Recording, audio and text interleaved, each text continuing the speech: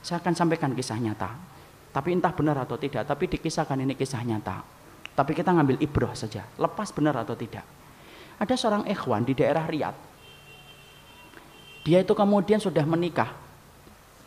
Lalu kemudian multazim. Tahu multazim artinya? Komitmen terhadap syariatnya bagus. Sampai satu waktu sang ibu menelpon beliau. Lalu kemudian menyampaikan, nak, adikmu sekarang masuk ke universitas di kota yang sama dengan kotamu. Biarlah dia tinggal di situ karena dia nggak mengetahui tentang sifat daerah yang baru. Harusnya dia paham sebenarnya adiknya itu adalah bukan mahram untuk istrinya. Karena apa? Ipar itu maut. Alhamwu mautun. Ipar itu maut. Ipar itu maut. Kenapa sih maut?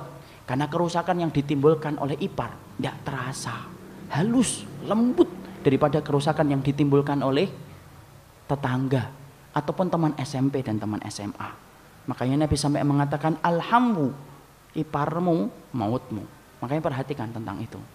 Maka dia akhirnya naruh, bukannya dia menyampaikan kepada ibunya dengan cara yang baik. Mungkin ibunya nggak ngerti, saya khusnudon nggak tahu. Harusnya bu, maaf bu, ini nggak boleh karena ada istri saya. Biar saya sewakan rumah, biar saya kemudian carikan kontrakan atau sebagainya. Akhirnya apa? Dia terima. Dia menggampangkan. Padahal kita harus tahu ikhwan, tidak ada satu penyimpangan sunnah kecuali antum dan saya akan dibayang-bayangi makar Allah untuk tertimpa musibah atas peninggalan sunnah itu. Dia tinggal bersama istrinya, tinggal bersama adiknya, dibangunkan hijab, kain yang pendek. Untuk kemudian membangun sater. Tapi kan tidak bisa, tiap hari 24 jam dia berada di rumah. Kemudian tampak biasa, punya anak 1, punya anak 2. Sampai Allah menakdirkan kecelakaan hebat menimpa kepada sang laki-laki itu. Ketika dia koma, semua tindakan dilakukan kepada dirinya. Observasi mendalam dilakukan oleh para dokter untuk menyelamatkan beliau, menyelamatkan dia, supaya kemudian dia selamat dari komanya. Observasi dilakukan, diadakan, diambil darahnya, diambil segala macamnya.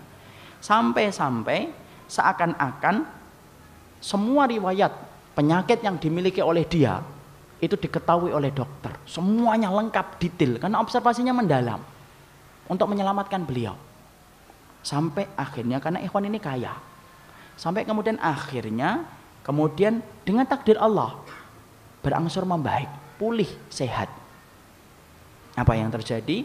Ketika sudah mulai sehat, datang keluarganya, datang anak-anaknya, menjenguk orang tuanya, menjenguk bapaknya. Dokter ngelihat, bertanya, siapa ini? Ini anak-anak saya, dok. Dokternya kaget. Setelah pulang, lalu kemudian dokter menata kata untuk menyampaikan sesuatu kepada sang pasien. Pak, yang saya tahu, saya cuma mau ngomong, dari semua observasi yang kita lakukan ketika Bapak dalam keadaan koma, ada catatan riwayat bahwasanya sperma Bapak kosong, tidak bisa punya anak. Itu diambil karena observasinya mendalam semuanya. Maka ketika saya mendapati Bapak punya anak 2, pikiran saya cuma 1, di pikiran saya 2. 1, Bapak mendapatkan pertolongan dari Allah. Yang kedua, itu sebab yang kedua saya tidak berani mengisi kecuali Bapak sendiri yang mengisi sebab yang kedua. Masya Allah, kaget, menata hatinya, sampai kemudian berangsur-angsur sembuh. Dia tanya baik-baik sama istrinya, ditanya, dan Masya Allah, istrinya mengakui bahwasanya 2 anak yang hidup bersama dia itu bukan anak dari dia, tapi anak dari adiknya dia, yaitu adalah adik iparnya. Masya Allah, cerita itu benar atau tidak, tapi ditulis kisah nyata, entah benar atau tidak, memberikan ibrah sama kita. Meninggalkan sunnah tidak dibiarkan oleh Allah, berakibat makar. Allah itu akan mendatangkan musibah untuk kita.